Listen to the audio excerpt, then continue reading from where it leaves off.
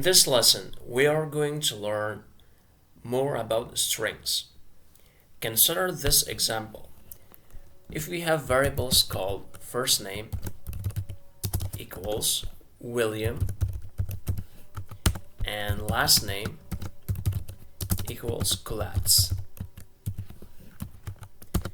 and we have another variable called full name equals if double quotes then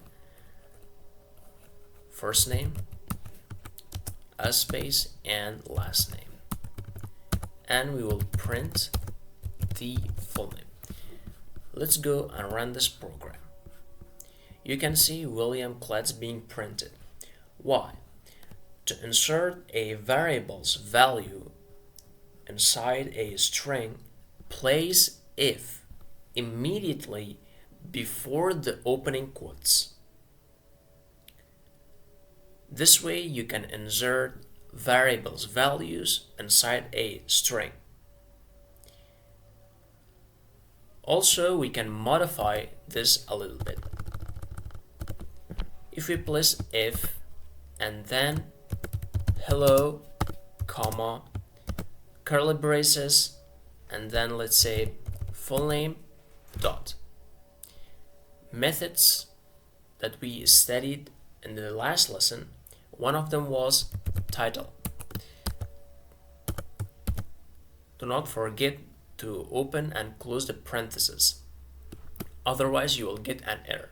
So title case is a method that will capitalize the beginning of letters. Now let's print. You will see hello William Klotz being printed. Also, we can store this into a variable called message. Message equals hello then full name dot title, and then we can print this. Print message. Now if you run this, the same thing happens. This example is much better than the previous one because now it's really readable than the last example. The next topic we are going to study about strings are white spaces. In programming, white spaces refers to any non-printing characters such as spaces, tabs, end-of-line symbols. You can use white spaces to organize your output so it's easier to read. Consider this example. If we have languages and then we have \t, we'll add a tab. Python \n, we'll add a new line. C \n, another new line. C++ \n, say JavaScript. And now if you run this program, you can see that we have a tab, then a new line, and new line, and new line.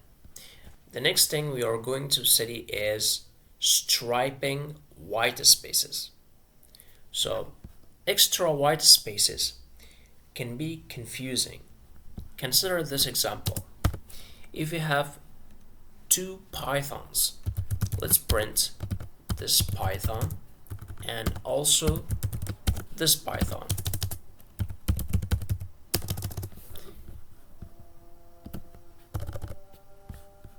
If I run this, this python is completely different from this python.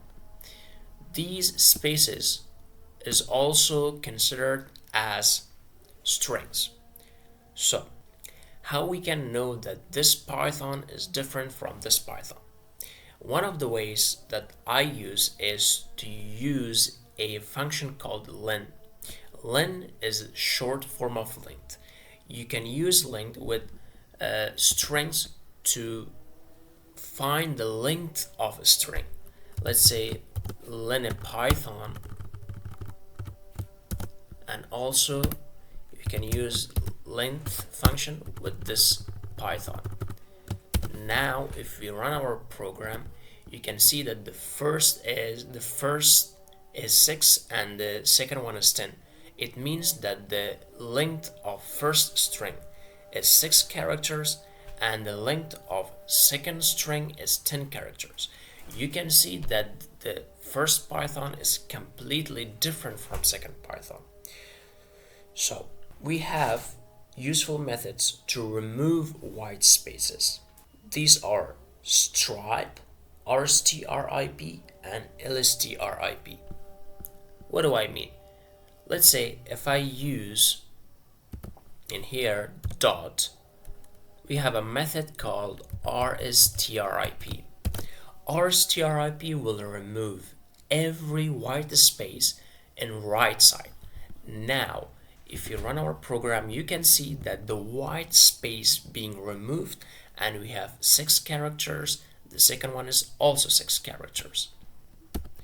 If we have white spaces in the left side, now if you run, you can see that this method is useful when you want to remove white spaces in the right side.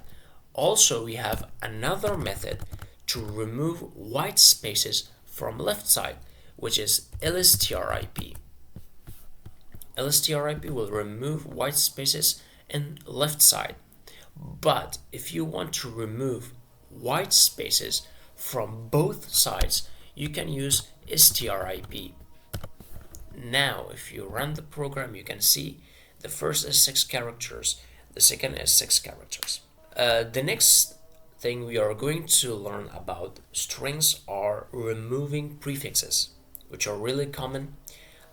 When you work with strings, another common task is to remove prefixes. Consider a URL with a common prefix like say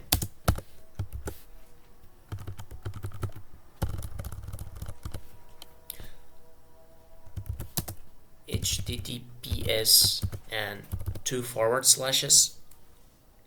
We want to remove prefix so we can focus on the part of URL that user need to enter into an address.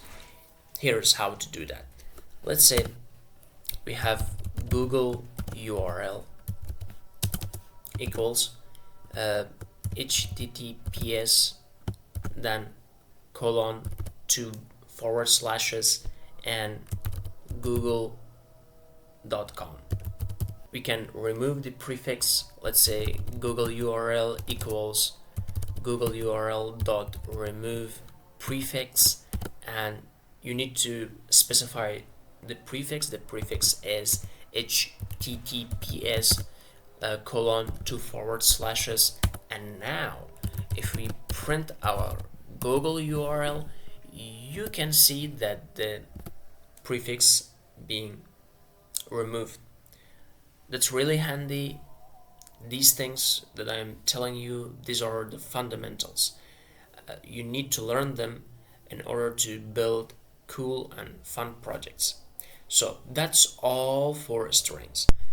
If you enjoyed from this lesson, consider subscribe and like to this channel to get more tutorials like this. And in the next episode, we are going to learn other data types like numbers, floats, and booleans. For all of that and more, I will see you in the next episode.